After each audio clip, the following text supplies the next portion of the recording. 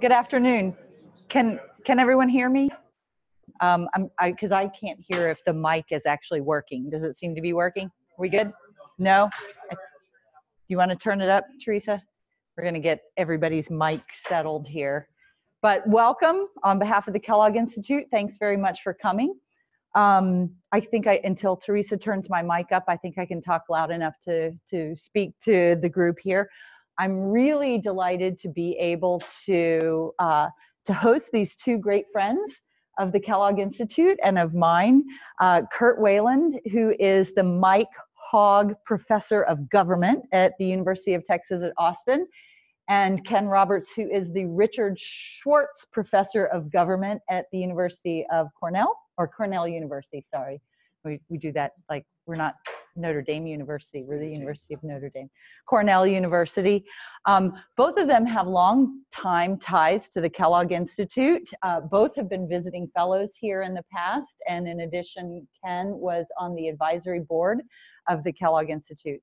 I think the mic is working now, correct, Teresa? Okay, I'll stop speaking so loudly. At the Latin American Studies Association conference last May, I went to a panel that was organized by Kurt and that Ken was a part of, talking about a new book that is forthcoming in January that they both contributed to and that Kurt was the co-author of, and that I have a mock-up of the cover here, called When Democracy Trumps Populism, European and Latin American Lessons for the United States.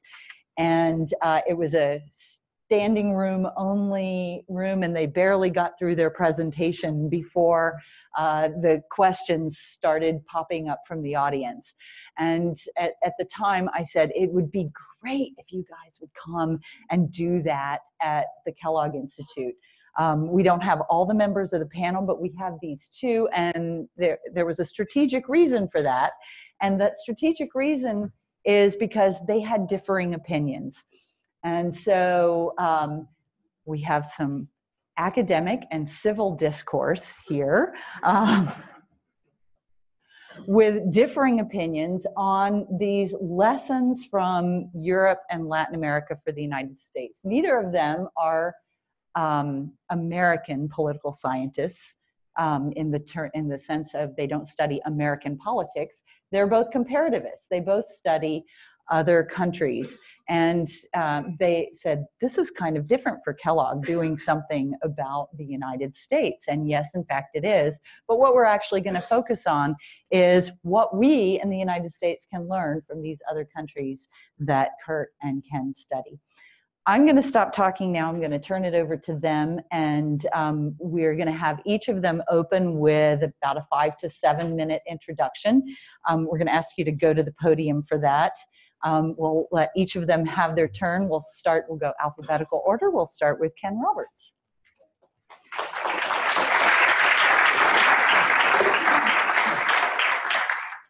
Thank you, Sharon. It's a pleasure to be back at Notre Dame among a lot of old friends. Let me start by saying, although Sharon said that Kurt and I are going to give you somewhat different perspectives on this, I want to start by saying that I sincerely hope Kurt is right, because he's going to give a more positive spin on the situation that I have. And I should say, I've known Kurt long enough to know that he is almost always right, and to know that I usually do better if I agree with him. And in this particular case, I don't know that it's maybe not so much that we disagree as much as that I'm not quite as sanguine, or I don't have quite as much confidence as he does in the resiliency of democratic checks and balances and democratic institutions. And so although I would not make an argument that U.S. democracy is on the verge of breaking down or collapsing. I don't think that's terribly likely, but I do think there are serious threats to democracy that have emerged in recent times within the United States. And I think it's incumbent upon us as scholars and citizens to recognize those threats and to take them seriously. So I'm going to lay out some of the things that I'm concerned about and some of the lessons that I've learned by studying other parts of the world, in particular Latin America, but also in recent times I've been doing a little bit of work in Europe as well, looking at the rise of populism and what its implications are for democracy in other places of the world. So let me just try to make a couple of points in the few minutes that I have before we sort of move into the dialogue. First, and this is I want to start with a point that Levitsky and Ziblatt make in their widely read book on how democracies die. Levitsky and Ziblatt argue that contemporary democracies rarely break down or get overthrown. They don't necessarily collapse in contemporary times or get overthrown in the traditional ways in a military coup or a social revolution. Instead, they're more likely to experience some sort of gradual or progressive erosion of democratic procedures, or some sort of gradual backsliding towards a form of competitive authoritarianism. So in other words, democracy in recent times more typically ends with a whimper rather than a bang. And I think that's, to try to understand the United States, I certainly would not argue that we're on the cusp of any sort of complete breakdown or collapse of democratic institutions. It follows, though, if you accept this argument that many contemporary democracies in different parts of the world have had some sort of gradual erosion towards competitive authoritarianism, I think it follows that the primary threats to democratic rule are not necessarily the extra systemic actors that we traditionally studied, so military institutions or revolutionary movements.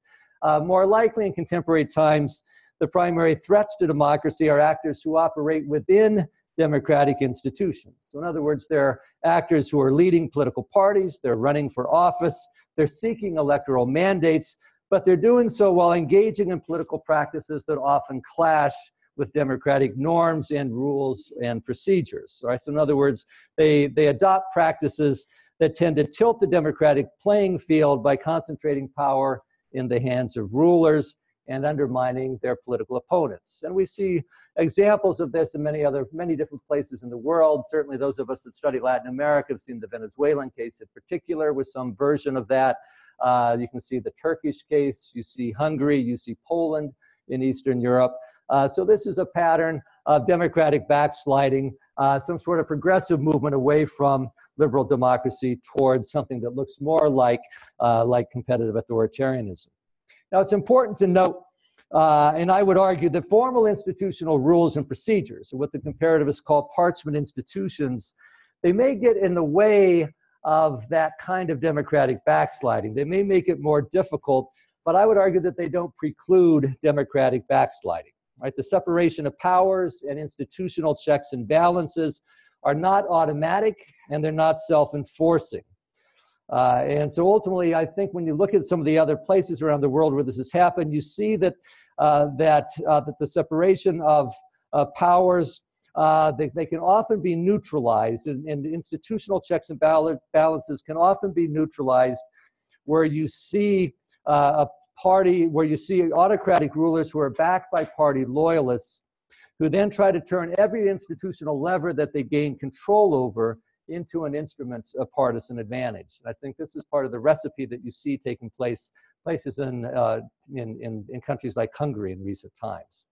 In other words, institutions can be repurposed, right? Institutions that are designed to be above partisan politics, institutions that are designed to be part of the institutional checks and balances of democracy, they can be repurposed in a number of different ways, certainly by rewriting laws and rewriting constitutions, but they can also be repurposed through the use of appointment powers and the partisan instrumentalization of institutions that were designed to be neutral arbiters and designed to uphold the democratic rules of the game, right? In other words, designed to protect the democratic regime. And so in the United States, these would be institutions like the Supreme Court, the federal judiciary, the FBI, congressional investigative and oversight committees, electoral machinery, the mass media, and other institutions as well.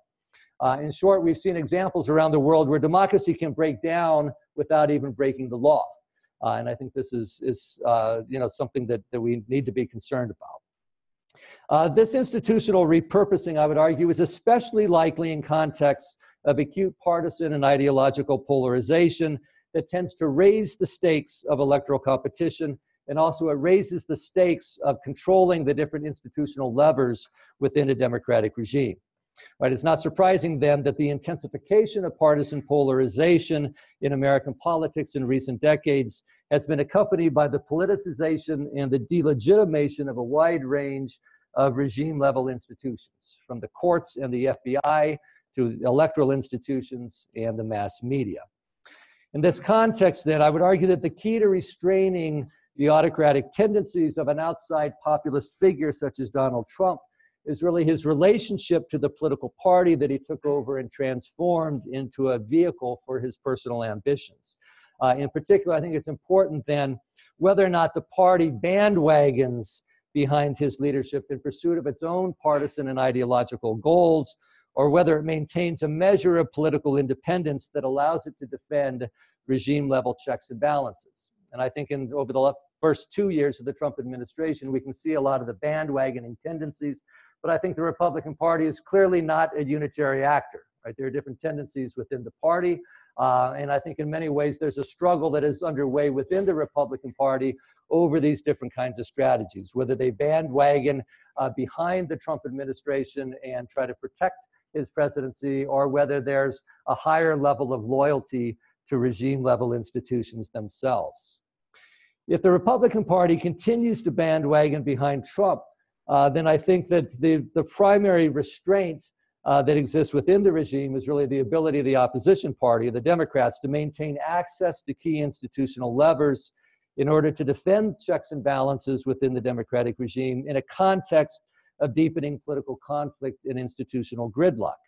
I think the outcome of such a conflict is really highly uncertain, especially in a context of crisis. I think Kurt will probably talk about how one of the things that makes the United States case different from other cases like Venezuela or Hungary is that Trump did not come to power in the United States in a context of a severe economic crisis, or the case like Fujimori in Peru.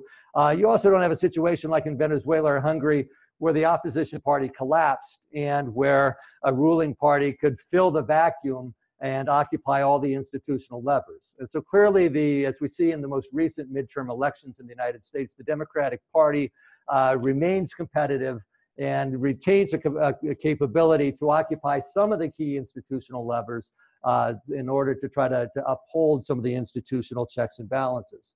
My primary concern is what happens if we end up in a crisis situation, whether it's some sort of international war, whether it's a financial meltdown, whether it's an international terrorist attack of some sort, whether it's a cycle of widespread social protest, including possibly violent social protest in the United States, context that can provide a rationalization for some sort of crackdown on dissent and protest, and can provide a context for some sort of rallying around the flag, at least on one side of the political divide. And those who work on populism in other countries often know that, and this is something Ben Moffitt talks about in his book on populism, populist figures need to perform crises. They need crises in order to try to justify the kinds of steps they take. I think it's not easy to manufacture a crisis in the United States, but certainly we could envision scenarios where a crisis would emerge that would deepen the conflict between the two different parties and the way in which they might respond to it. And so at this point, myself, I'm a little bit encouraged by what has taken place with the midterm elections. I think in some ways that has reinforced the institutional checks and balances. But I think the deeper underlying problems of partisan and ideological polarization and the ways in which that can lead to the manipulation of institutional checks and balances is something that continues. And so it's, as I said before, I think these are issues that I think it behooves us to take seriously. And I think it helps us to try to look comparatively at other countries and other regions that have gone through these kinds of experiences to try to understand the conditions under which institutional checks and balances hold and the conditions under which they can be eroded. So I'm going to stop there, and I'll let Kurt give you a little more positive spin.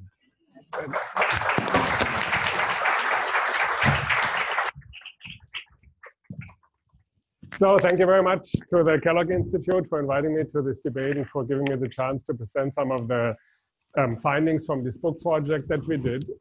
Usually, I'm a pessimist. I'm European, right? So I'm a pessimist. But when I look at the United States nowadays, I'm actually pretty optimistic. So I personally think that the risk of democratic backsliding in the United States is very, very low. There's always a possibility, but when you think in terms of probabilities, I think it's very, very low. And we try to do this in this book by essentially looking at international experiences with populism, because when Donald Trump got elected, the United States hadn't had the populist in the White House in 180 years. So American politics specialists didn't have that good an understanding what that meant and what it could do. So we thought, oh, there are lots of populists in Europe and in Latin America. Let's look at what they do and under what conditions they can undermine democracy. So when you do that, you see it's not that easy. It's not that easy for populists to really effect democratic backsliding. You can think of three very important conditions. One crucial condition is institutional weakness. So you look, for example, at Viktor Orban in Hungary. He took advantage of a parliamentary system of government with relatively weak checks and balances, a very flexible constitution, and there you can really undermine democracy in completely formally legal ways. You look at the Latin American cases, they have a presidential system and checks and balances, but the Fujimoris and Chavez's just overrode that with essentially executive arrogation. They didn't respect the institutions, and so you had institutional weakness in that sense. Second condition, party collapse. You see that in a number of countries where populist projects to move in an illiberal or authoritarian direction went forward, in Hungary, in Turkey, in Peru, in Venezuela. Essentially, either the complete party system was about to collapse, like in Peru and Venezuela, or the opposition was greatly weakened, as in Hungary. So that's the second condition, party weakness. Third, an interesting condition is that these populist projects go forward where populists can take advantage of an acute and severe but resolvable crisis. In some sense, ideal for populists is what Fujimori encountered, hyperinflation. Hyperinflation is terrible for everybody, but you can end it very quickly. And so then you are the hero, you bring dramatic relief to the population, you get overwhelming mass support. And with that overwhelming mass support, you can override institutional constraints and arrogate power. You can, in that sense, move in an illiberal and authoritarian direction. Chavez, terrible economic decline when Chavez took over. He was benefited by the commodities boom. He became the hero. Even in Hungary, there was a significant economic crisis a couple of years before Orban took power. And so what you see is there are conditions under which populists can undermine democracy. Populists, by nature, want to concentrate power. They see institutions as constraints. They have their tendency, but they can only be successful under certain conditions. So when you look at the international experiences, you see a lot of failed populists, a lot of populists who didn't succeed with these kinds of projects, a lot of populists who were constrained, who didn't even dare to move forward. The record is much more mixed. We tend to see populism and you think immediately of Fujimori and of Chavez and of Orban and of Erdogan and you go, oh my God, this is so dangerous. But the record is much more mixed. There are a lot of cases where populist leaders didn't have the clout, the influence to move forward, or where they failed. And so we need to kind of overcome that skewed attention. Okay, so, oops. So I said there are three important conditions under which a populist can undermine democracy. Are those fulfilled in the United States? Clearly not. I mean, the United States system of checks and balances is very firm. The US Constitution is incredibly hard to change. It's the oldest constitution in the world. Even Donald Trump in his wildest tweet storms hasn't said, like, I'm going to have a constituent convention like Chavez did it and just change the whole thing. I mean, that's just not really in the cards here. Party collapse. As Ken mentioned, the Republican Party has been softened up and hollowed out a little, and the mass base has become very Trumpian. But even a lot of the Republican leaders still don't fully support Donald Trump, and even they try to contain and limit the man. The Democrats, of course, the opposition, which in many of those countries collapsed and gave the populist leader a vacuum for their illiberal and authoritarian projects. In the United States, the Democratic Party is quite strong, very fired up, is containing the man wherever he tries to make a move. So very different situation on that second condition as well. Then the third condition, crisis. American politics specialists don't understand that. They write, oh, Donald Trump was so fortunate because there was no crisis in the US. For a populist leader, that's a problem. You want a crisis that you can resolve, and then you are the hero, and you get this overwhelming mass support. Donald Trump, oh, where's my crisis?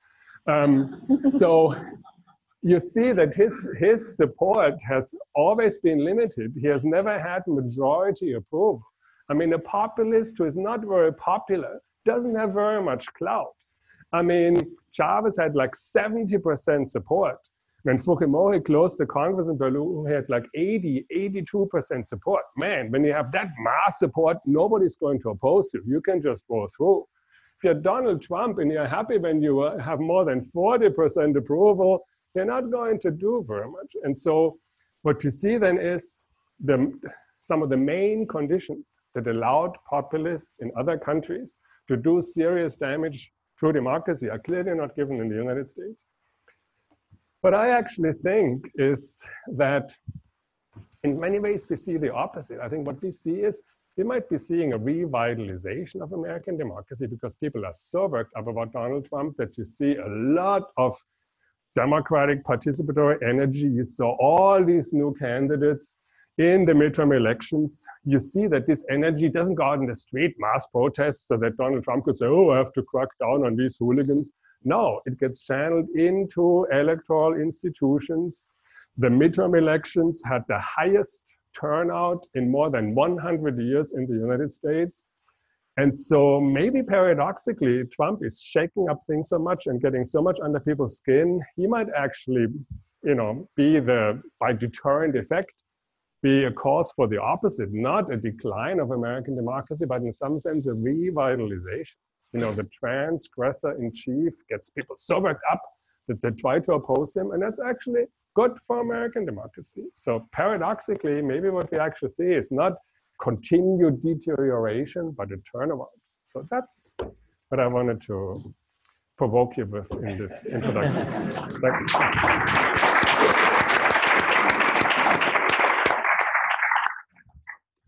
All right, I do want to have plenty of time for interaction with the audience, but I wanted to push you just a little bit more before we turn to that on these comparative lessons, the comparative lessons from Europe and Latin America.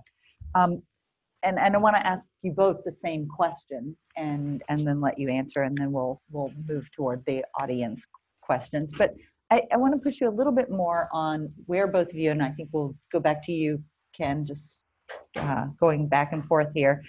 Where do you see specific parallels and where do you see differences between the populist experiences that you've studied in Europe and Latin America, and what lessons can we draw from those, whether they're models that we can follow or cautionary tales? Well, I think that there are a number of other places where the kind of populism that Trump represents, you can find versions of that. And it's important to keep in mind, the populism, of course, is, arguably the most slippery and contested concept in the social science lexicon. Kurt and I have both written about what does populism mean. And so there are a lot of very different kinds of populisms. And the kind of populism that Trump represents is quite different from, there are parallels perhaps to Chavez, but there's a populism on the left that Chavez would represent and a populism on the right that Trump would represent. But I think Trump represents a kind of, a kind of populism that has a strong ethno-nationalist dimension to it. You see elements of that in Britain, in Hungary, in Poland. I think there's also a kind of law and order, sort of a strongman law and order type of populism. And so versions of this you would see with Bolsonaro in Brazil. I think, Trump has elements of this, elements arguably you could say with Duterte in the Philippines.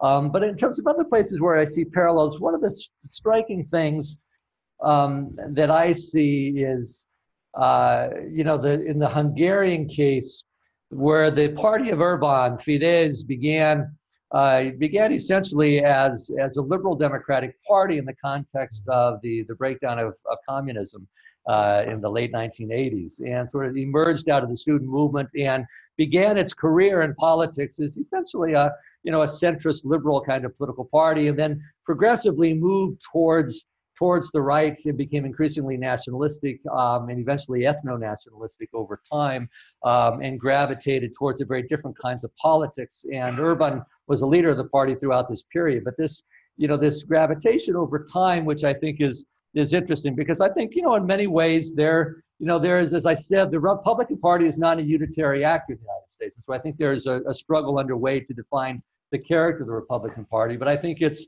that there are many ways in which it has more in common with a party like Fidesz in Hungary today than it does with a party like the German Christian Democrats, a mainstream conservative political party. And so I think it's one of the things we have to keep in mind in terms of trying to understand how checks and balances operate. It matters who are the actors who control these institutions and to what purpose are they trying to use them.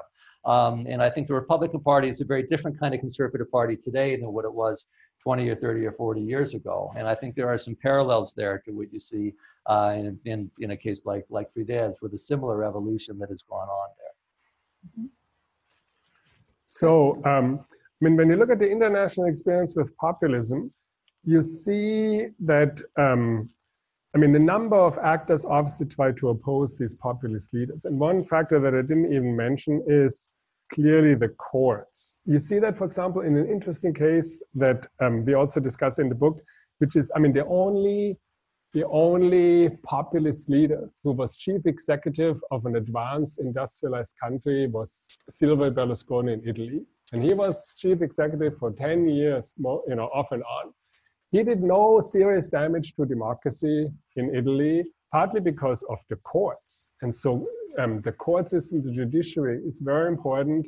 And you see that, of course, in the United States. I think one factor that will protect democracy in the US, and one obstacle that Donald Trump encounters like 17 times a day, are the courts, right? Whatever Donald Trump has done, here comes the court and says, no, you can't do it. And you see, of course, that Donald Trump is like itching and tries to find ways around it, but he has respected all these court orders. And so it shows you that in advanced industrialized countries where you have litigious citizenry and you have courts that watch out for everything, and you have a vibrant civil society, the risk that emerges from populism to democracy is just not very high. The second point that I think that emerges is, for those who don't like populist leaders and who want to constrain what they can do, I think the clear lesson is that you want to go an institutional route. The Venezuelan opposition, since Chavez occupied all the institutions, was essentially forced into an extra-institutional protest route with strikes and lockouts and eventually an attempted military coup. That doesn't work because it delegitimates the opposition.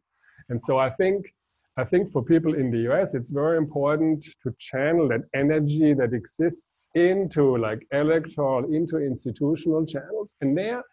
And I think for that purpose, it's important not to kind of overestimate and exaggerate the threat that Donald Trump poses. When Trump got elected, you see on the book market, not only a whole bunch of books about how democracies die in big black, but you also see a whole bunch of books about fascism. I think that's just the total mischaracterization of what we are seeing there. And so if you think Trump is a fascist, then you go into real resistance and civil disobedience, and that's a serious mistake. I think these are populists, and they can be contained and they can be opposed through the regular channels of American democracy. I think those are some other lessons that emerge from these international experiences with populism.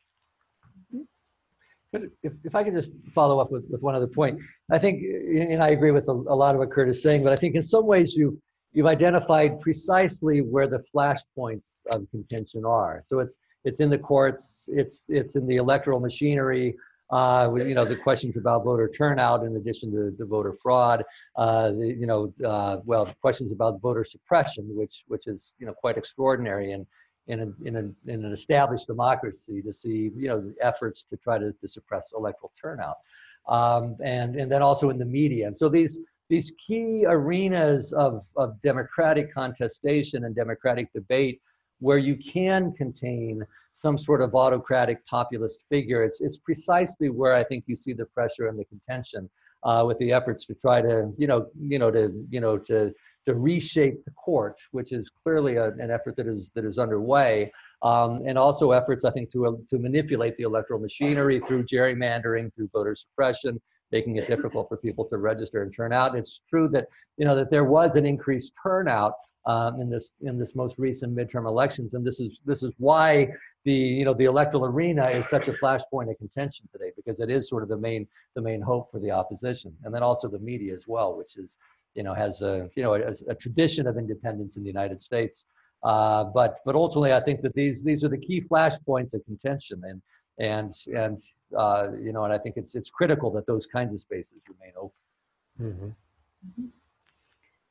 Did you want to counter that in any way before we move? Well, I mean, first of all, what you see is, so I think people sometimes sort of overestimate the threat and the danger that somebody like Trump poses, like intimidation of the media. I mean, I don't think anybody has become very intimidated in the United States to speak out against the man.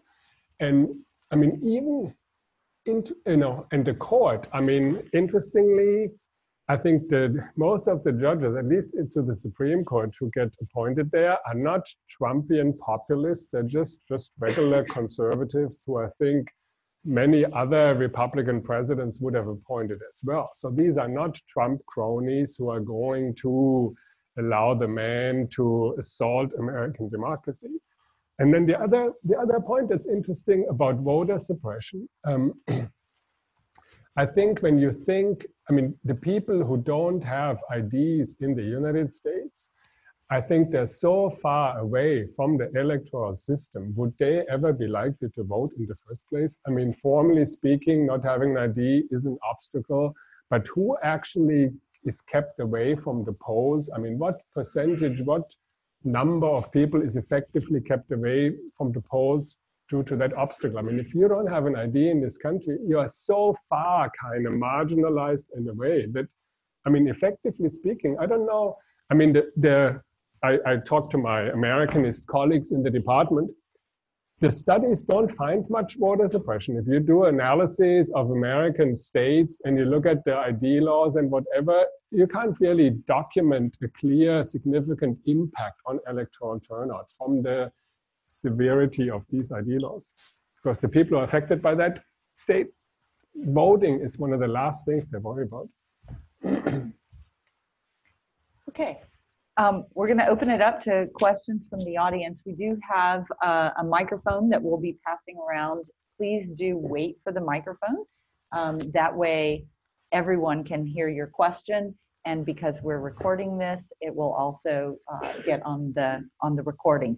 I ask that when you ask a question that you please identify yourself and try to keep your commentary brief.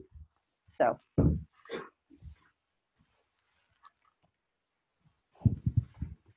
Hi, Michael Coppage in political science. Enjoying this a lot. I want to ask you, Kurt, to follow up on an intriguing point that you were making, that there have been many attempts of populist takeover that have failed. Mm-hmm. You gave an example, I guess, of Berlusconi. But what other examples are there? And in these examples, like, how far do they go before they fail? Do they do any damage to democracy before failing? And how do they fail? Do they fail in ways that leave democracy in place afterwards, or do they fail by bringing in some other kind of non-democratic regime? And Ken, if you have any responses to that, I'd like to hear those too. I mean, you see a number of populist leaders who accept institutional constraints. So like Menem in Argentina. So Carlos Menem in Argentina, he was clearly populist. He was very much into increasing his own power. He got through a constitutional convention, a re-election approved, and then he wanted another re-election. And people said no and whatever, and he backed off. Uribe in Colombia, he came in, big crisis. He was the man who was leading. He wanted to have a constitutional referendum in 2003. He lost, he backed off. Hugo Chavez didn't back off. He lost the constitutional referendum in 2007. He just did it again in 2009 until they had approved it. Uribe backed off. Uribe got through constitutional amendment, one re-election. He clearly wanted to have another re-election. The Colombian court said no, and Uribe backed off. And so you see a number of those kinds of cases. The Kirchner in Argentina, Cristina Kirchner, was kind of angling for another re-election. There was protests in civil society. She backed off. You see, in Europe, there was a populist leader in the 1990s in Slovakia, Vladimir Mečia, who was quite ethno-nationalist and autocratic, and he pulled a few tricks. But in a parliamentary system, you have in some sense weaker checks and balances, but you usually don't have a majority for your own party, so you depend on a coalition. And his coalition backed off, and he lost the next election, and he was gone. You have a number of these people who in one way or other, because they are institutions and they accept or back off, and they don't have the overwhelming support to just override these constraints, or they lose support. So you have a whole bunch of failed cases.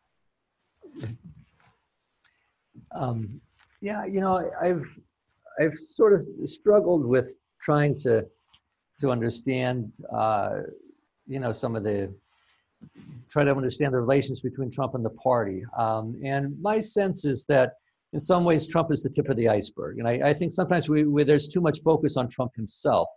And I think, you know, if something were to happen and Trump was no longer president or no longer part of the political scene, I don't think the problems go away. And I think that Trump reflects something deeper that is going on in American society, deeper patterns, not just of partisan and ideological polarization, but very powerful forms of cultural conflict, deepening the ways in which deepening social and economic inequalities get expressed politically and in terms of the cultural distinctions. And I think we shouldn't, you know, make this just you know, focus too much on sort of the populist nature of Trump's leadership. And I think ultimately, you know, what I'm more concerned about is sort of the deeper pattern of polarization and how it affects the functioning of democratic institutions. And in that sense, you know, Ziblatt has made some arguments, which I partially agree with. He argues that the Republican Party has been hollowed out. I would put it a little bit differently. I would argue that it hasn't been hollowed out as much as it's been filled in from below by movement currents that have created a very different Republican Party than what existed in the past. And in that sense, I think that the problems go beyond Trump himself. And that's something that, you know, Berlusconi did not have a Republican Party behind him, that although it's not a majoritarian political party, there are certain institutional quirks of the American system that allow, you know, I mean, the Republican Party controlled all three branches of government and 31 to 32 of the state governments, even though it didn't have an electoral majority. So ways in which you can use the electoral college and gerrymandering and the malapportionment and in the Senate, a remarkably malapportioned body, not to mention the electoral college, and so winning the presidency without winning the popular vote. So there are a number of quirks in the institutional rules that lead to democratic distortions in ways that I think feed in to the partisan polarization. And so ultimately, that's, I would argue, one of the places where we're different from Italy, and where I think, you know, there's something behind Trump that Trump represents and taps into that is, I think, deeper than the more purely personalistic kind of appeal that Berlusconi had in a place like Italy. I should also say, Italy after Berlusconi may not have done serious damage to Italy's democratic institutions, but Italian democracy is not in very good shape since Berlusconi. And part of what happened is sort of the breakdown of broader and more deeply rooted forms of representative institutions that has left Italy vulnerable now to cycles of new forms of populism that in some ways I think are much more frightening, at least with the National Front, much more frightening than Berlusconi himself. Was Italian democracy ever in good shape? I mean, in the Christian democratic hegemony and the corruption and the patronage and then the breakdown of that whole thing. I mean, I don't, you know, I'd be talking about relative, you know, decline. I was like, I'd prefer the Christian Democrats, and I'd prefer the old Italian order to the Northern League. All right, we have Jeff and Tom on this side, and then I'll move up on this side. Thank you both. Those great comments. I'm Jeff Bergstrand. I'm an economist in the Mendoza College of Business, and I'm also a trade economist. So my questions are going to come from the trade side. I don't think that surfaced yet in the discussion, but it was partly taking off your last comment, Ken, about the social divisions and kind of concern about that. You know, Trump has, and also both of you talked about the need for a crisis for these things to work. It's partly, there's not a crisis in international trade, but there's being manufactured one, you know, every day. And, you know, even today, the China-US thing, you know, Canada, NAFTA, all that seems to be manufactured. But what I want to have, my question is really about anything in terms of your knowledges in the countries you've studied about the role of that. Is that a serious concern here? It's certainly very visible, and how much that pushing that issue can become real. And certainly the implosion of trade, you know, in the times of the Great Depression, countries around the world were affected. Anything you can speak to that? And the reason it kind of goes back to that social inequality. I mean, there's been systemic widening income inequality in the US, many other industrialized countries. Most economists argue, you know, technological change will contribute to that, bias technological change, but globalization has contributed to it. So I was just wondering if you can talk to that a little bit, that issue of trade and the role that might play and has played in past episodes. Thank you. Okay. Do you want to start? Well, I think this is a very important issue, and it's one of the places I should point out where, you know, Trump is hardly an orthodox or conventional Republican. I mean, the Republican Party believes in free markets, so it traditionally did. And so to have a Republican president who, you know, is essentially advocating, you know, certainly trade protectionism, if not trade wars, is a striking departure from Republican orthodoxy. And this is in some ways, this is classic of populist type figures who typically don't have well-defined ideological positions. And populist figures tend to bring together different strands, different currents. And I would argue that, you know, essentially what Trump has done, he's brought together these different ideological currents within the Republican Party, from Christian fundamentalism on one side to market fundamentalism on another side, but then this ethno-nationalist current. And they sort of the trade protectionism, you know, corresponds to this nationalistic current that he represents. That's always had a small presence in the Republican Party, but it has not been mainstream within the party. But I think that, you know, if this were to culminate in a financial crisis, which I think is certainly a possibility, it's hard for me to see that providing a context or a pretext for Trump really to be able to rally a whole lot of support around him. And in some ways, an international war or a terrorist incident or social protest would probably give him more latitude to try to do that. In fact, my hunch is that if there was a real economic crisis, I would anticipate much of the Republican Party stopping their bandwagoning behavior and beginning to abandon Trump. My sense is, if the Republican Party perceives Trump to be an electoral liability, I think they'll abandon him. But as long as their sense is that Trump controls the popular basis of the party, which he has done, then I think they're very wary of exerting the kinds of independence that I think they need to do in order to protect the institutional checks and balances. But ultimately, just in terms of the deepening inequalities, you know, there's been this ongoing debate as to whether or not the support for Trump is reflecting economic anxieties and inequalities, or whether it's based more on opposition to immigration and racial tensions. And I think it's a mistaken debate. I think those things go together in complicated ways. But I think I think there are a lot of ways in which deepening economic inequalities and the cultural segregation that can become a part of that become reflected and can oftentimes become racialized and expressed in terms of the kinds of cultural conflicts that we see as well. And so I think it's a mistake to try to, to say that it's only one thing as opposed to another, because I think they interact in complicated ways. So on that issue, I actually think that Donald Trump in some sense missed an opportunity, for the benefit of American democracy. Because when you think of it, I mean, the Republican Party combines economic liberalism and social conservatism And the Democratic Party is economically a bit more protectionist, but socially liberal, right? And so Donald Trump could have occupied one of the empty cells because he could have combined social conservatism and economic protectionism.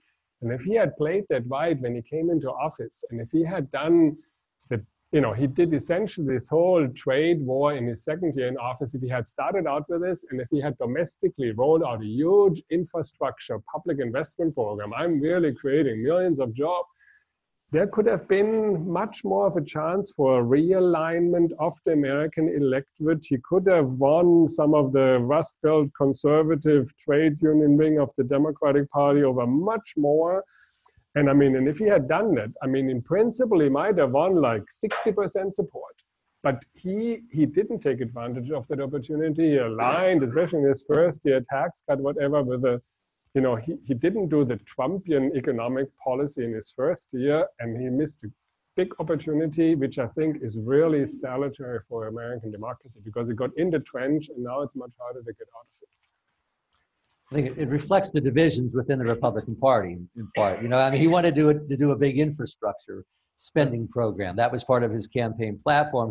That was a non-starter, I think, within the Republican Party. And, the party wanted the tax cuts and deregulation, so he's giving them that part of the pro-market plank. And I think the party is holding its nose and accepting the trade restrictions. But it's certainly, as I said, highly unorthodox within the Republican Party. But if he had forged out more boldly, right from the beginning, he could have had much more of an impact on American politics and party alignment. Right, I have Tom over here and then Luis. And if anybody else grabs my attention, Hi, my name is Tom Mastillo. I'm in the Keough School here. And I guess I have Kurt's optimism at the federal level and Ken's pessimism in the states. Now, arguably, we're talking about the national regime of the country, but if you're thinking also about politics in the states, I guess maybe this question is maybe this issue remains salient despite your optimism. So I think you both talked in kind of probabilistic terms, and I think that's right. These folks, they hammer away at the institutions, right? And given the chance and the time, they can make some progress. But even if Trump himself doesn't make progress, what we see happening in the states, it's not just like voter IDs, but it's the purging of the rolls. And if you combine that with IDs, then maybe you're, so it's issues like this. And I guess I wonder, of course, this is a long-standing story, right? Obama did not build the party in the states, right? The Democratic Party in the states. So I guess to put it in a question, like what status do you give that, the fact that we're a federation and that there might be unevenness here?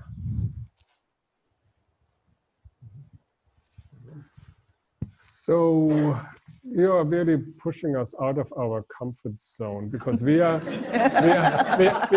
specialists. We are specialists on comparative politics. And my Americanist colleagues, when we held a conference about this project, I'm not going to tell you what institution it was, but it was mine.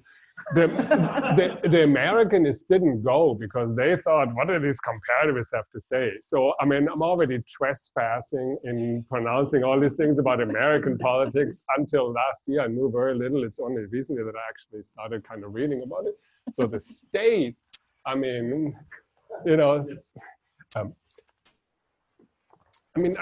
first of all, the Democrats. Yeah. I think the Democrats made significant progress in this midterm election. A lot of the state level issues are very contested. Think of the Pennsylvania case, right? Gerrymandering, wow, terrible. Wow, here the court outlawed it. They redrew the districts. It changed the electoral map. I think all these things are so contested in many, even states. Even states that you think, so I live in Texas, right? That state is changing. A lot of states in the Southwest, the policies change. States where one party has such an hegemony that they can do these things, which also means in some sense they don't even need to, right? And where it is more balanced and these measures have an impact, I think they're contested, and I don't see kind of a, trend towards something like subnational authoritarianism. And I mean, as I say, I don't know a lot of these states specifically, but I don't see that bigger.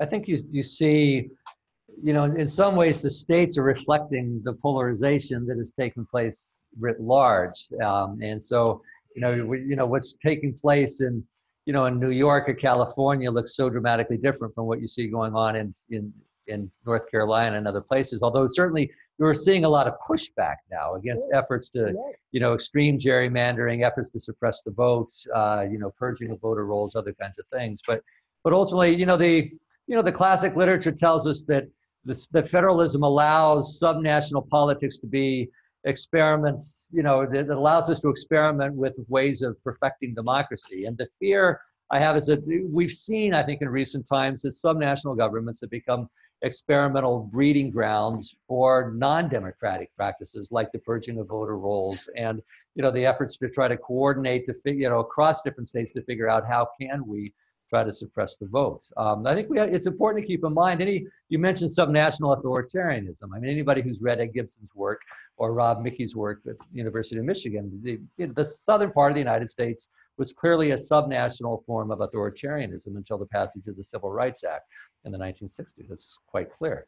And that's not that far in our distant past. And I think, some of the pressures you see at the subnational level are reflecting these deeper forms of polarization and conflict that are taking place. And so I think you see very positive things occurring at the subnational level in experimenting with new forms of representation, but I think you see some very worrisome experiments going on in other places as well. So I think in a lot of ways, as I said, it's a microcosm of the polarization and conflict we see at the national level.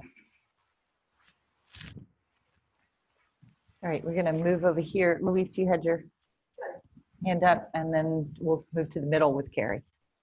Thank you. That was a wonderful presentation. I learned a lot. I'm in political science, by the way, Luis Scumarini.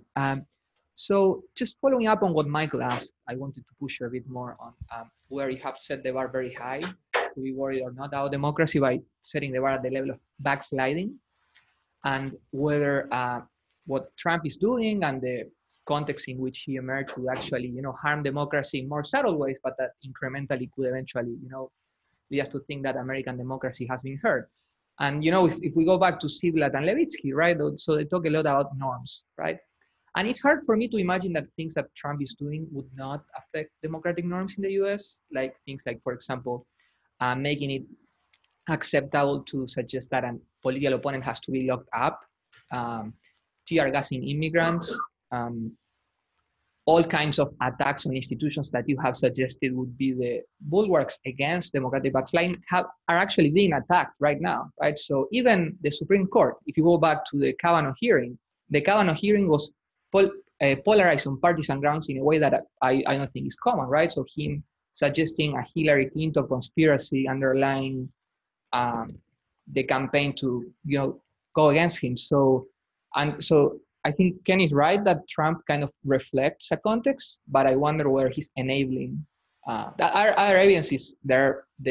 Attempts at voter suppression have increased dramatically. Another thing that I think is worrisome is the increase in the number of white nationalist organizations. Also, that's also on the rise. So I wonder, even if he doesn't backslide in a Fujimori kind of way, I wonder whether those erosion of norms are an alarm sign.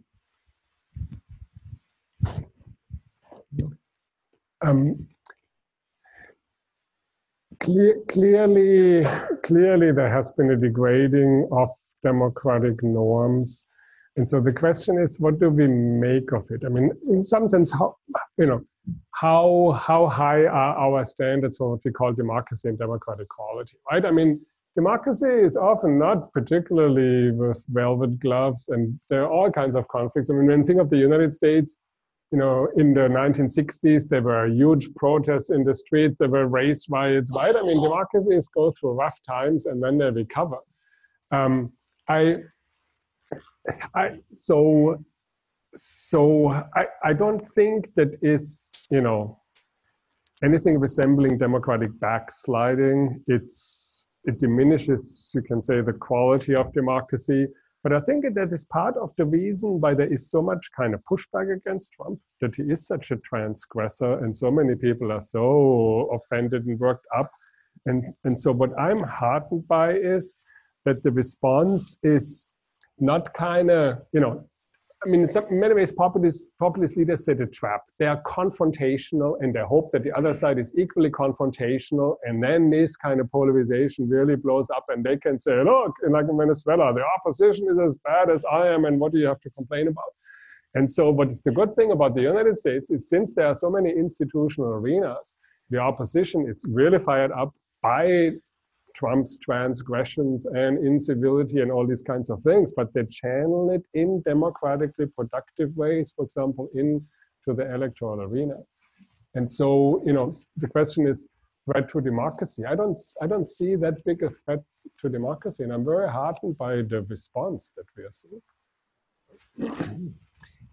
You know, this may be the case of, you know, whether the glass is half full or half empty. I agree with Kurt that certainly the transgression of democratic norms and values has been instrumental, I think, in the kind of strong pushback that you get against the Trump administration. So some of the pushback is because of specific policies that, you know, on, you know, whether it's efforts to roll back healthcare, or whether it's, you know, policies against immigration, et cetera.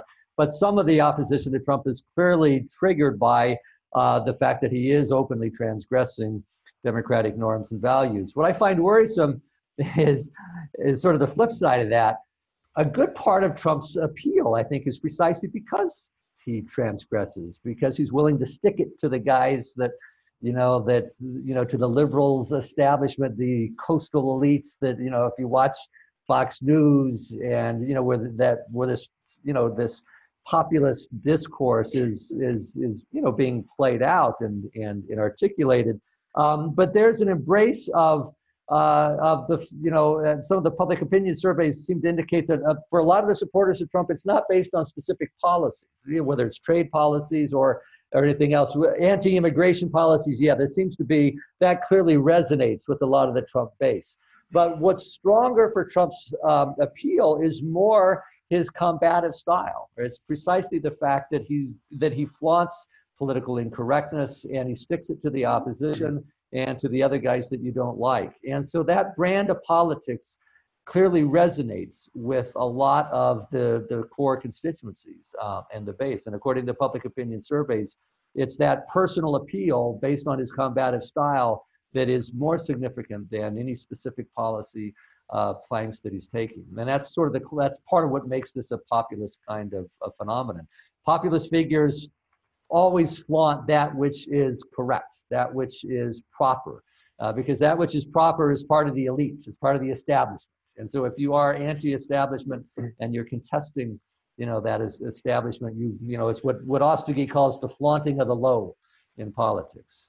It's what allows a billionaire to appeal as the common man of the person, is that kind of flaunting of political etiquette. And so I think it's intrinsic to his particular kind of appeal. Let me go out on a limb on that point, which is the following. I mean, populism in many ways, the appearance of populism reflects a subjective deficit in democratic representation, right? I mean, there are people who haven't felt heard, or people who think that their voices are not part of the game, and they don't have kind of the regular access, and they don't know how to channel their views through parties and whatever. And so that provides, in some sense, the potential for some populists to come, you know, and as the billionaire wearing the funny hat going and saying, I'm one of you guys. Well, of course he's not, but that kind of, I mean, the dysfunctionality of that shows you there was something that was not, you know, how should I say, there were voices that were not heard. And unfortunately, they don't get channeled in a constructive way by these populist leaders. But I think in some sense, the emergence of populism should be a real kind of alert for other forces to say, somehow or other, we should see whether we can connect with these kinds of people, right? And it's not easy, and I don't know how to do it, but I mean, populism is an expression of a democratic deficit. And just calling them racist and xenophobic is not going to do it. I mean, they're like 30% of the American population. Something, you know, somehow or other, I don't know who can find a way of kind of, you know, channeling their concerns, their views, whatever, in a more productive way than Donald Trump does. Carrie back here. Ignacio.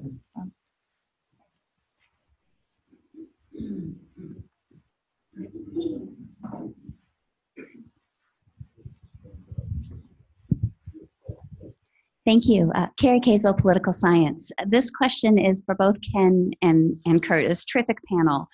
So I'm wondering, what should we expect next? Whether Trump is a one-term or, God forbid, two-term president, might Trump be paving the way for future populist leaders or something else? What do the comparative patterns around the globe tell us about what we should be looking for? My sense would be, I mean, so there are some countries, and Ken mentioned Italy, where kind of one populist opens the way for more populists, right? And you get this, I think you call it serial populism. You know, in some sense, Peru, there are no parties, there's no nothing. So, I mean, if you want to be any politician in Peru, you have to be almost a populist.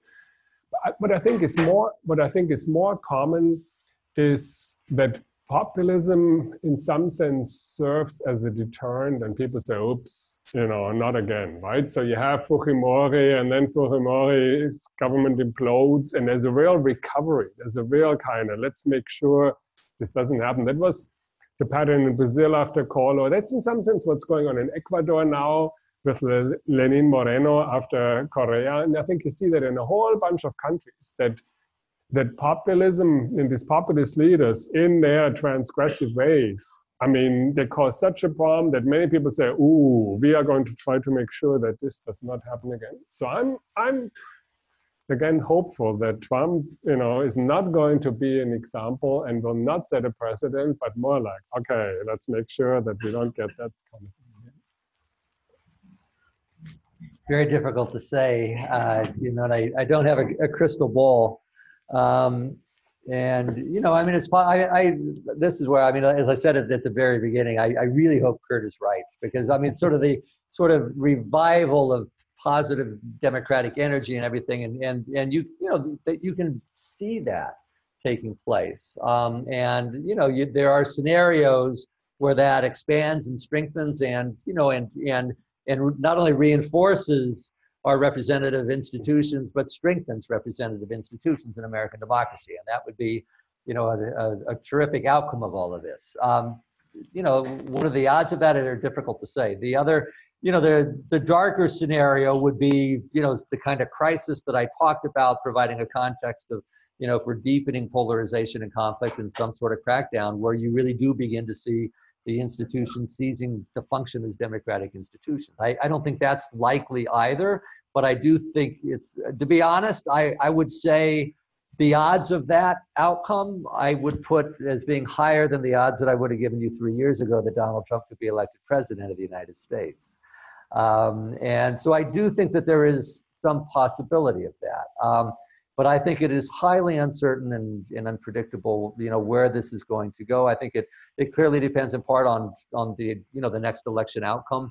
It depends on whether we end up in an economic crisis, some sort of financial meltdown. I can say if the Trump administration were to implode, I should say in my paper in Kurt's book, Kurt and Raul's book, I lay out 3 different scenarios, sort of depending upon how Trump and how the Republican Party basically plays Trump, and whether they bandwagon or whether they express their support for the regime itself and basically are willing to have some sort of bipartisan defense of the democratic regime, or whether there's simply an implosion of the Trump administration and the Republican Party abandons him. And then there's some sort of re-equilibration that would take place. So there are scenarios where I could see a re-equilibration taking place. There are scenarios where I could see intensified conflict and some sort of democratic erosion taking place. And I don't feel like I can predict one way or the other.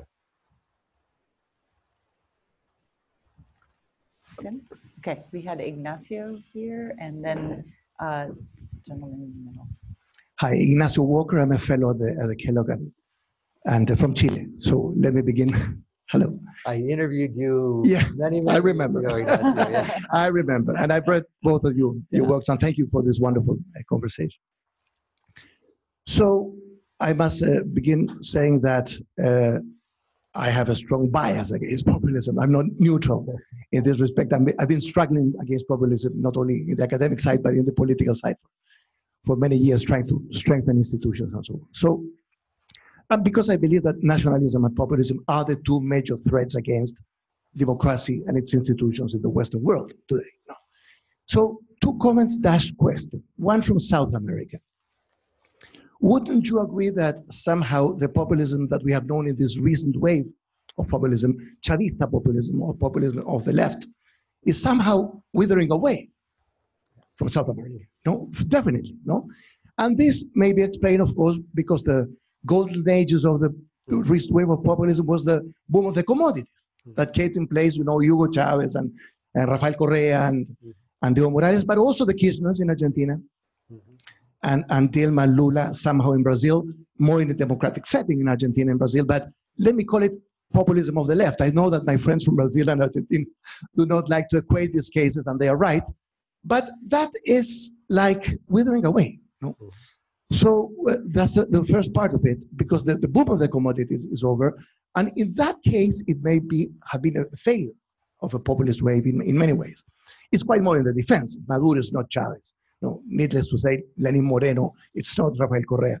And Evo Morales himself is very much on the defense. So this is withering away as a kind of the end of the leftist populist, Chavista populist wave in South America. And it's exporting populism to the north. So let me get to the North America point. Because starting next week, we have not talked about it because this is on Trump and the US, but we will have López Obrador right there, populism of the left in Mexico. So my question there is, how do you foresee or you imagine this coexistence between a populism of the right, Donald Trump in this country, and a populism of the left next door, sharing, a very conflictive border, but that's going to begin to take place next week. So that's my second question. Yeah, clearly the populism of the left of the commodity boom era has, I don't think it's extinguished. I mean, Evo Morales is hanging on, and the economy is doing quite well, and but the succession question clearly lingers, and so ultimately, but certainly the Venezuelan cases ended up in a complete catastrophe, clearly, I think the left turn in Latin America, both in its populist and its more institutionalized social democratic forms, I think the left turn is very clearly on the defensive in the region. But you do get, somehow Mexico seems to always be counter-cyclical. Mexico remained under conservative government when most of Latin America was going left, and now Mexico electing, a left-leaning populist figure when most of Latin America is turning to the right. And so Mexico has had these odd features, for reasons we could discuss. How he'll get along with Trump is an open question. I think my impression is he's trying to play his cards very carefully and cautiously, and is trying to reach out and establish good terms. You would anticipate Trump not getting along with sort of a left-leaning figure, although I would argue that Trump does seem to prefer more autocratic or populist types of political figures. He seems to have a lot of trouble with political leaders in other countries who are traditional allies that come from very democratic political parties in Germany and Canada and other kinds of places. He clearly prefers more autocratic. He likes direct person-to-person kinds of ties.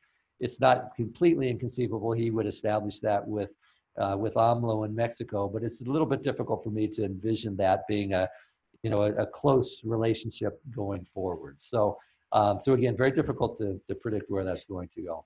What I fear in the region, in some ways, I suppose, is sort of the emergence of sort of a far right law and order brand of populism with Bolsonaro in Brazil that represents something quite different within the region. For the most part, Latin America that kind of populism is not entirely new in the region, but it hasn't really been part of what we've seen over the last 20 years in the region. And so you see places now where that kind of populism emerging in Latin America that we've seen in the Northern Hemisphere. And so, in a context of severe criminality and insecurity, pressure, those kinds of challenges in many different Latin American countries, you can see the possibility for that kind of populism spreading within the region. So on a number of grounds, I think that, I think we're in very uncertain times going forward in the region. So on AMLO, as Ken said, I think he has really tried to avoid getting into a big fight with Donald Trump. I mean, he was very, very cautious in the electoral campaign, did not use anti-American nationalism. But my prediction, what my kind of hunch is that I think AMLO is going to be very cautious on the international front. He's going to be fairly moderate on the economic and social front, but I think he's really going to try to establish his political hegemony inside the Mexican political system. I think there you see a serious risk that somebody whose party controls so many levers of power and who's already talking about all these referenda and recall and whatever, I think he is going to have a kind of plebiscitary assault on, not assault, but kind of the salami tactic, limiting, undermining, weakening Mexican democracy. That's what I would predict. Right, we have the gentleman here in the center and then someone else.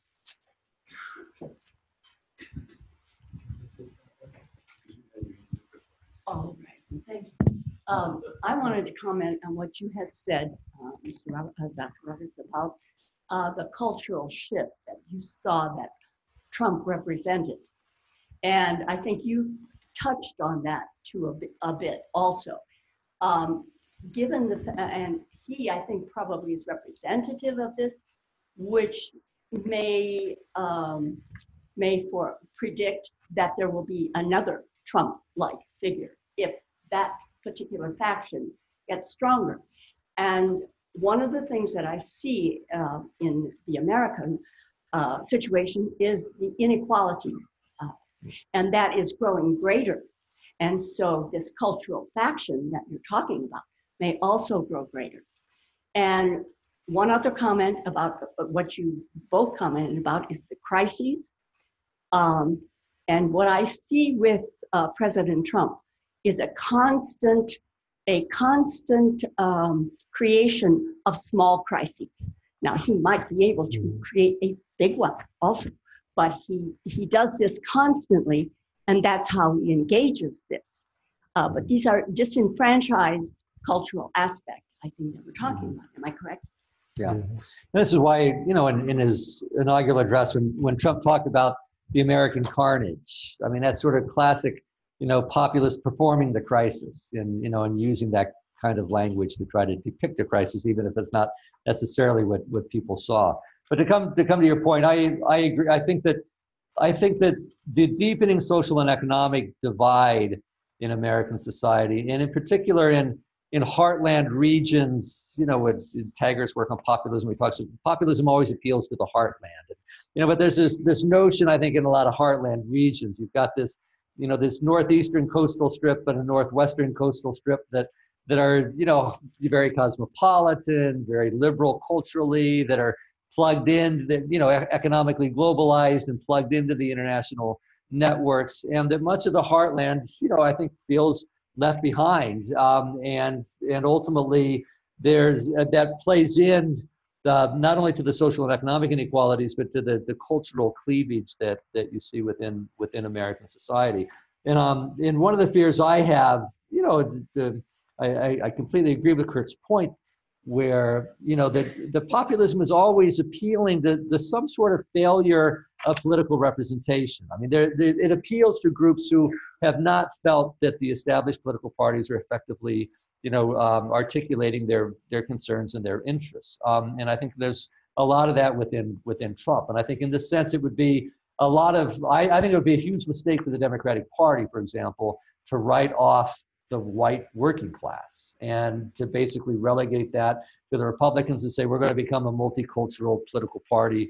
We're going to focus on the urban areas and we'll write off the small town rural America. I think that would be a big mistake. And I think the Democratic Party, especially if they want to have a progressive economic agenda, they need to find ways to appeal to those constituencies. And I think that de facto, and I think this is one of the this is the challenge for social democracy in Western Europe, and it's a challenge for the Democratic Party in the United States, that those traditional blue-collar working class constituencies have turned to far-right populist type, more ethno-nationalist kinds of parties. In Europe, they appeal more, in Europe, they're not, this is where U.S. is different because of, the free market ideology of the Republican Party, which has made it difficult, for Trump to really articulate a welfare, what they call welfare chauvinism in Europe. The welfare Marine Le Pen in France is not saying, we're going to, slash taxes and you get rid of the welfare state. They defend the welfare state, but they say we want the welfare state for we the people, we the French, and keep, we're not going to include all the outsiders into it. So there's sort of this, it's a very different kind of conservatism that doesn't, it's an ethno-nationalist conservatism that does not include the free market ideology of the Republican Party in the United States. It did in its origins, but not today. So, but I think it's a big challenge for social democracy in Western Europe and for the Democratic Party in the United States, that if they abandon those blue-collar constituencies, what it does is it leaves these constituencies wide open to those kinds of appeals. And I think that's a lot of what's going on. So when I think about problems and threats to democracy in the US, I think much more about the points that you raised than about Donald Trump and populism. I don't think Donald Trump and populism is a significant threat. But, the polarization in this country, and that polarization is political and ideological, but it's also cultural, just these social values where groups in this country are totally almost living on different planets. I mean, and no willingness to understand, have a dialogue somehow or other. I mean, and you see that, I think, from both sides. We usually think, the Trump supporters are so kind of hardcore and whatever. But I mean, when I have debates in my class, like about immigration, if you don't like immigrants, you are racist and xenophobe, whatever. Whoops. Okay. I mean, let's have a dialogue, right? I mean, if you immediately throw these terms at the other side, you're not ever going to have a democratic dialogue and deliberation. I think that is much more, that deep gulf and that polarization, I think that's a much more, that precedes Trump and will, most likely not go away after Trump. I mean, Trump is not very important in, as a threat. I think it's that kind of thing. It's the real problem. Right. And the only comment that I wanted to make is totally agree with you, because it's not about Trump, it's that divide that is going on in this country. For whatever reason, it's a lack of understanding of the real factual issues, whether it's immigration, legal or illegal, or education, non-education, haves, have-nots. Mm-hmm. Those are the issues that need to be addressed to bring this country closer together. Otherwise, it's going to just continue. Mm-hmm. Did you want to respond to that, or shall we? No, I fully agree. And how you foster that dialogue. I mean, how you get people kind of out of their trenches, and how you get people, just kind of relax. I mean, when somebody disagrees with you, they're not immediately so-and-so or so-and-so, right? Let's just kind of not be too, I mean, what you have, so there's this old book by Samuel Huntington, which I think is really quite insightful. He talks about the United States going through kind of phases of creedal passion, right? So you had like the 60s, everybody was in some big moral battle, pro, con, and whatever, right? And I think that's what you have now. Both sides are fully convinced that this is a crusade and that they have discovered the truth, and that the other side is obviously, So, I mean, I don't know how you get out of these phases. Maybe just kind of after a while you get tired of it and people relax and calm down. But that is, I think that's the point. And be able to listen to each other. Because I think that's one of the issues when you have the protests out in California, when you have a speaker from the right not allowed to speak, I mean, that kind of stuff can't go on in this country.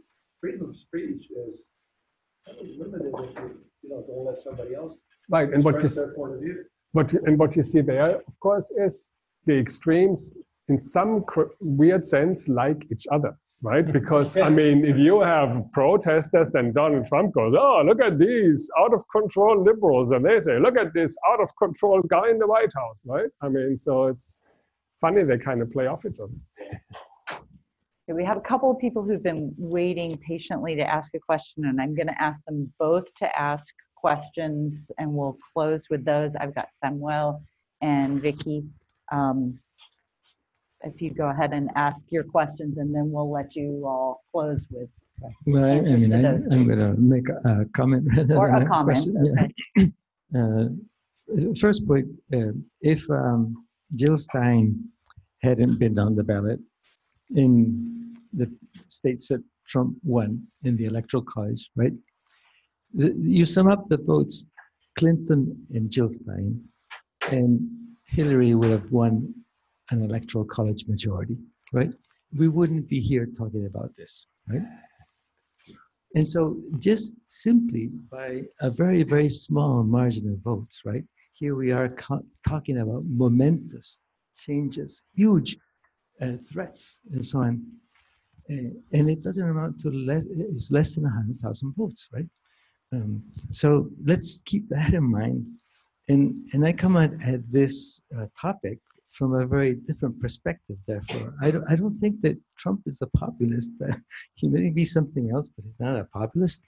I think that what we are seeing today in the United States is the consequence of finally reaching in the third wave a process of real democratization. You mentioned, Ken, that the South was an authoritarian part, right? So what kind of democracy is the United States before 1965, right? And so it's not clearly a normal democracy. Now, in my cavilitions on this recently with my colleagues, I decided that we have to look at what I call lapsed democratization. There are changes in the way we do democracy over time. And every single Latin American country that had an electoral college has long abolished it. Why has not the United States, right? And it hasn't, because this represented a form of corporative representation for states. It came from the founding fathers, right? And therefore, it's not a liberal democracy in the sense of citizens voting in that aspect. And so there are serious flaws in the American constitutional conception. And there are very serious flaws in the electoral system in the United States. This business of people who are on the ballot and control the mechanisms of the electoral process, that is something that is deeply reflective of this lapsed democratization. It's a democratization that has not yet occurred. So what has happened since 1965 is that for the first time ever, the United States has two parties that sort of speak for the same constituencies all across the country. And what used to occur before with the blue dog and racist Democrats of the South was that there was a check on the liberalism of the Democratic Party, such that we never saw the levels of polarization that we see now. This has changed since then. And if a Black person walks into a voting booth, there's a 93% probability that that person will be voting for the Democratic Party. That's not normal, right? And so this heightened polarization that we all sense in this country is something very new, and it's reflective of the fact that finally the US in the third wave of democratization has really been approaching what is the democratic ideal of these times. And so I see this crisis as possibly the harbinger of real changes that will make American democracy finally what it should be, and also more profound. Now it may go through many other bumps along this way, because because of the rigidities of the constitutional outline. The existence of a Supreme Court where everybody is appointed for life and only 9 justices, all of these things, you add up the roster of deficiencies in the institutional framework of American democracy, and they are considerable. So what I think, to conclude, what I think we are seeing in this moment are the sort of critical voices that correspond to a process of potential institutional change that will indeed finally consolidate a form of democracy that corresponds to what we would call the standards of democracy and a normal democratic system. Hold your thoughts on that.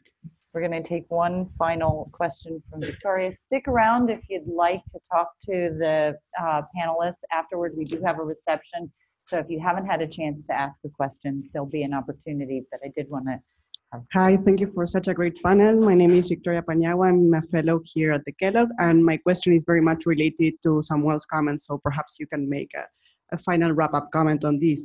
And it's basically, can we say that democratic erosion has started in the United States when Donald Trump's presidency started, or is this a process that has been going on for a while? And if so, perhaps you could provide us a sort of roadmap to identify when was the tipping point when democracy started eroding in this country, or which are the dimensions we need to be thinking about when we think about this process. Thank you.